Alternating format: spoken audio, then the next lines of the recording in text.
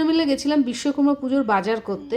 প্রথমে ভেবেছিলাম ঠাকুরটা কিনে রেখে তারপরে বাজার করে একেবারে ঠাকুর নিয়ে বাড়ি ফিরবো, কিন্তু কপালে ছিল না, কারণ প্রচণ্ড জোরে বৃষ্টি শুরু হয়ে গেছিলো। তাই আমরা কোনো কিছুই আর কেনাকাটা করতে পারিনি, বাড়ি ফিরে চলে এসেছিলাম। আর দুজনেই যেহেতু বৃষ্টিতে ভিজেছিলাম তাই এখানে চা করে নিয়েছিলাম। তবে যেরকম বৃষ্টি শুরু হয়েছিল সেদিন আর যেতে পারিনি। পরের দিন সকালবেলা টিফিন সেরে ভেবেছিলাম দুজনে মিলে বৃষ্টিতে ভিজে হলেও যাব হলো পুজোর বাজার করতে। সেই রকম সকালে উঠে টিফিন করেছিলাম আর দুজনে মিলে টিফিন খাওয়া শুরু করে দিয়েছিলাম বারান্দায় বসে।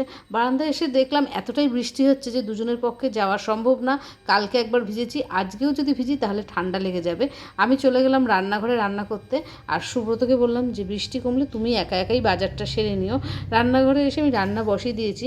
রান্নাবান্না সেরে ঠাকুরের বাসনপত্রগুলো মেজে ফেলবো। আর এখন যদি আমি বাজার যাই তাহলে আমার এদিকের কাজগুলো করতে দেরি হয়ে যাবে, তাই আমি এদিকে রান্না করছিলাম। আর সুব্রত বৃষ্টি কমার পর চলে গেছিলো পুজোর বাজার করতে।